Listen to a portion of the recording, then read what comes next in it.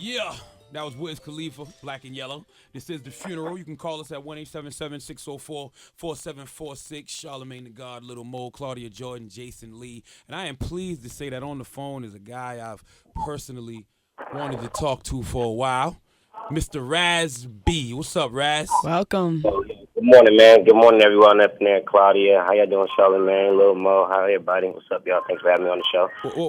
First and foremost, I want to say, Raz B, that everybody is aware of the allegations that you've been making against Christ Stokes and Marcus Houston. You said that they what's the word? Penetrated. I don't want to say penetrated. Let's say molested. Yeah, let's say violated. molested. No, they penetrated too. Molested when you were younger. And if these allegations you're making are true, I want to applaud you because it takes a strong, secure man to admit to getting his anus tampered with by another man. Like a lot of guys are in the closet about that. They don't. That's if you saw Tyler Perry on Oprah, a lot of men are even scared to speak on it. And the fact that you're even speaking on it, I got to applaud you on that. If the allegations are true, I applaud you on that, my brother. I'll praise you to God. Now, the allegations are definitely true.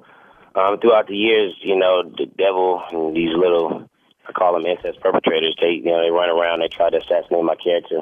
But my thing is, when you really serving, Christ, what I'm saying, not religious, but when you really following examples and really trying to, follow that lifestyle, you can't live in the dark. You know what I mean? So it was very important for me to, correct the wreckage of my past, especially when you had this thing called a retraction tape that, that I had to do. Basically, Fizz and Bug, we were working on B2K, and they knew about these two secret meetings. One was at Mike Conception's house, and one was in Compton.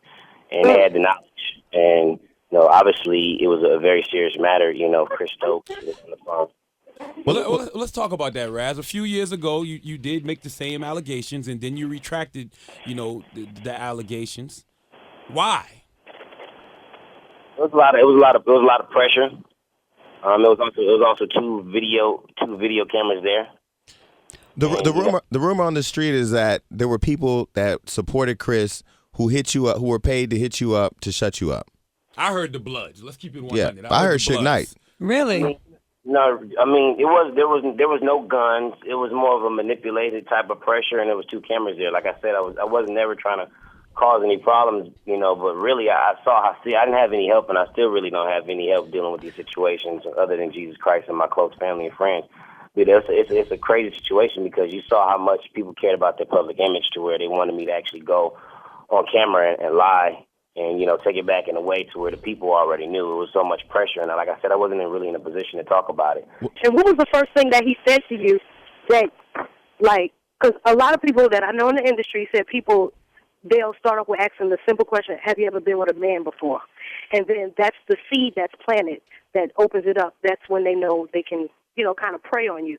So what was the thing that he said that you knew that he was trying to cross that line? Well, you really, being over in that lifestyle and, being a kid, you just kind of like lose your mind. And, he asked all kind of questions. And, before I knew it, dude was in my pants. And, and then I don't remember the first time. I don't know if he was sucking my penis or whatever. And then as time progressed, he wanted to put, my penis in his booty.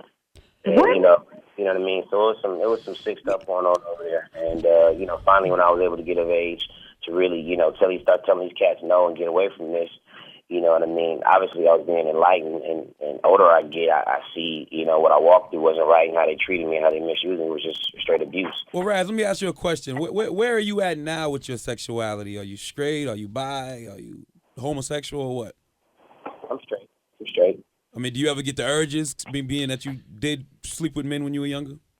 No, not at all. Because it is common for a lot of boys that are molested at an early age to be confused about their sexuality, and then they think that they're supposed to be gay now. That's what they think that. Well, No, I believe in the word. You know what I mean? I believe that God made this world a certain way. I'm not God, so I'm not going to judge anyone. But if you are going to judge, let it be by the fruits of the Spirit. Just like love, joy, kindness, and goodness. And my beliefs are totally different. But I support humanity, and most importantly, I support children, which is God's will. You know what I mean? It's sad how you could take advantage of a child. Well, One of the questions that a lot of people are asking is, why bring it all up now? Why? I mean, we know that Eddie Long, he's out there touching the kids in Atlanta. Yeah, what's your motive? What's the whole purpose of this? Because, a lot of people, Raz, think you're full of shit because you made the allegations before, then you retracted them, and you're making the allegations now, but you're promoting your album in the same breath. It's hard to take somebody serious when they're doing that. A lot of people don't know. In 2007, Amari had a record that called Icebox. It probably hit number 5 on Billboard with the label working and all that money. I had a single that debuted at the number 2 selling single in the country in 2007 before those tapes came out.